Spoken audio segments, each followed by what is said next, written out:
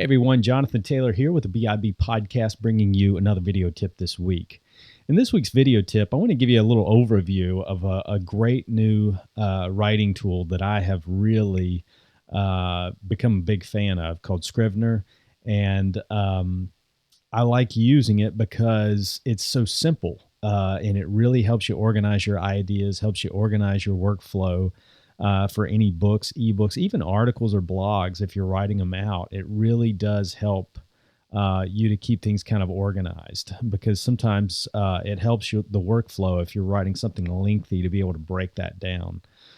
So one of the easiest ways to get started, if you're opening up, and by the way, they do offer, if you go over to the site that I'm going to list below, they have a 30-day free trial that you can try out. So you've got plenty of time to test it out.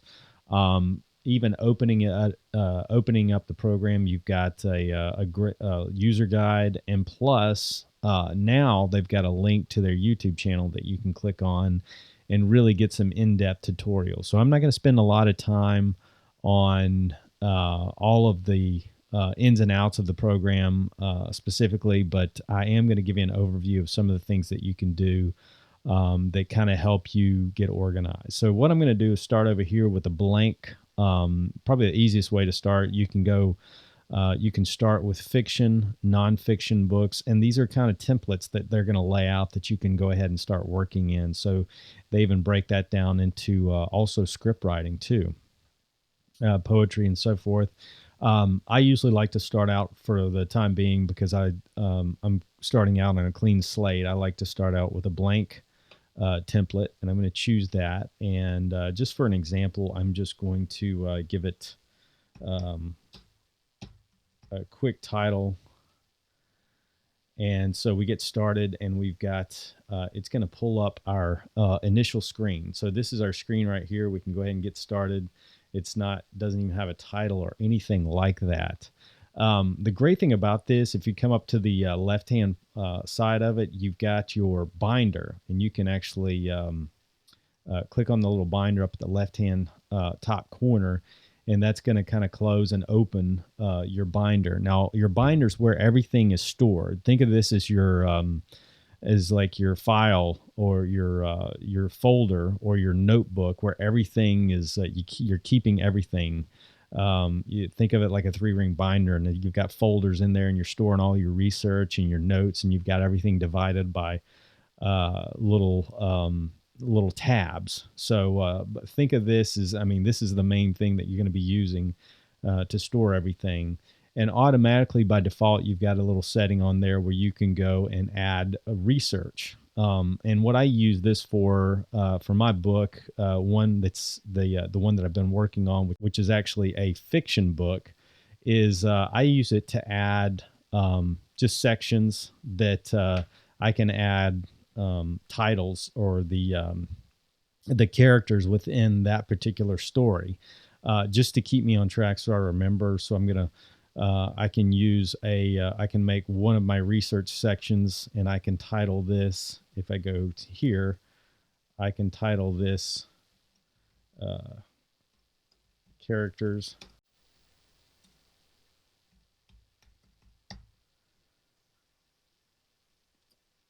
Okay, so I've got my characters, and then I can write out all of the characters that I'm going to be listing, in my book and so forth, and put that research together.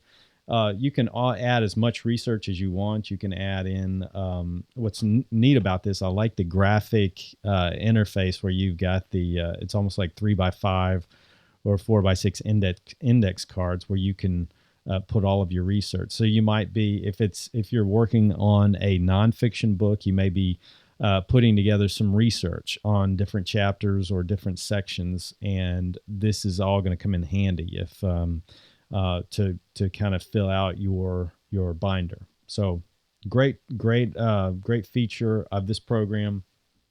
You can keep it all in one project.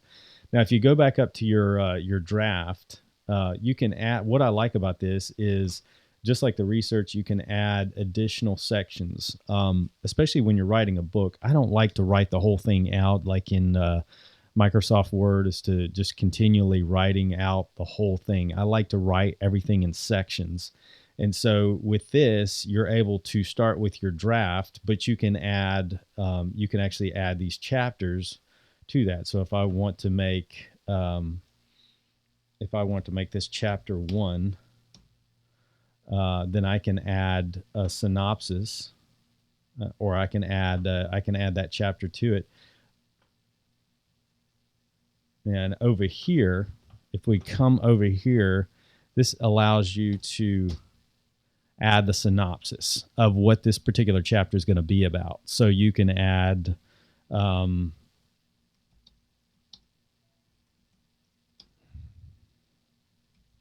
then just kind of add exactly what this particular chapter is going to be about. So, and then once you click on that, you can go ahead and just start writing. Now, one of the cool features another cool feature I like about this is the you can eliminate all the background and distraction by going up to here and clicking this, and it gives you nothing but the page. So it's kind of let your mind just kind of focus on the actual writing, which I really like. So you can use that. And then whenever you want to go back to, whenever you're kind of at a breaking point or a stopping point there, you can actually click your escape key and go back to the menu settings. And so you can add. So if I want to come up back to my draft, and if I want to add another chapter in here, then I can just I can do a right click and add, and then add text. Now, I also may want to add, instead of text, you may want to add a folder. If you're keeping a lot of information, maybe you've got within a chapter, you've got sections within that chapter, you can break it down even further. So you could add, instead of actually have chapter 1, and then you could break this section down and you could actually move it into chapter 1. And then come over here, and then your folder, you can give an overview of your folder, but within that you can have sections within that chapter. So when you get ready to add chapter 2, you can decide, or a new section, you can decide if you want to add a folder or text. So if I want to add chapter 2,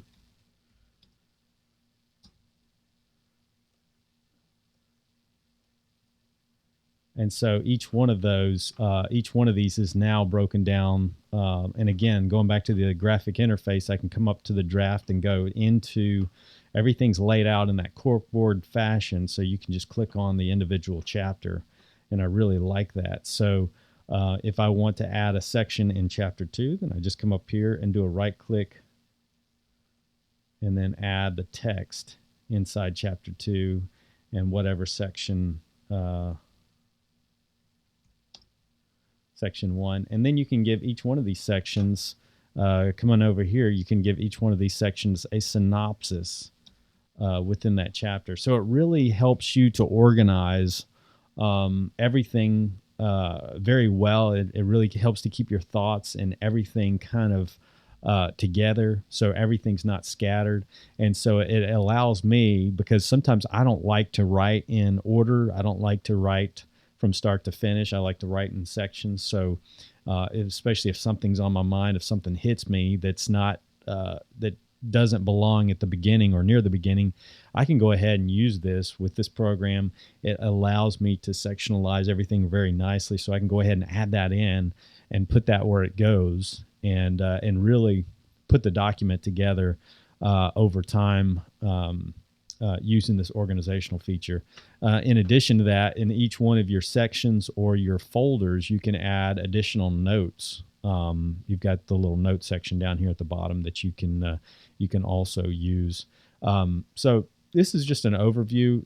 The main reason I like it is just the organization factor for research, for adding chapters and sections to your document, and this is perfect for ebooks. This is perfect for Kindle books. In fact, you can, once everything is done, you can actually export into Microsoft Word, It'll actually open Office, Microsoft Word. You can actually export if you're doing blog pages. You can actually export your documents into HTML. So this is a great tool to start using for your blogging, that you can go ahead and write out your blogs and then just export them into HTML format and then paste those into your WordPress blog. Perfect for that. You can export it to plain text. So you've got a lot of different options for using to export your document. You can also import if you've written documents that you want to import into this section. Maybe you've written something in Word format or some other format that you've used and you want to import it. You can come up here and actually import whatever files you want to, and you can take those WordPress files, or WordPress, but Microsoft Word files, and add those into whatever section or whatever chapter you're working on at the time. So again, this is just a very intuitive, this particular format of Scrivener is in the Mac, but the PC is very similar. So you definitely want to check this out. And again, they do offer a 30-day free trial, so check it out and see. It might you might find that it's if you do a lot of writing with articles and ebooks and things like that, you're going to find that this is something that really is going to help you in your writing style, or just help you in your writing productivity. Because again, I've used a lot of things. I've used Word, WordPerfect, Open Office, all of these particular editors and word processing programs, and of all of them, I really have found Scrivener to be the best one of them all, and I think you will too. So that's this week's video tip. You can find other tips over at bibpodcast.com, and I would love to have you join us or subscribe to our podcast. If you have any questions, you can email us over at info@bibpodcast.com. Thanks so much. God bless, and have a great week.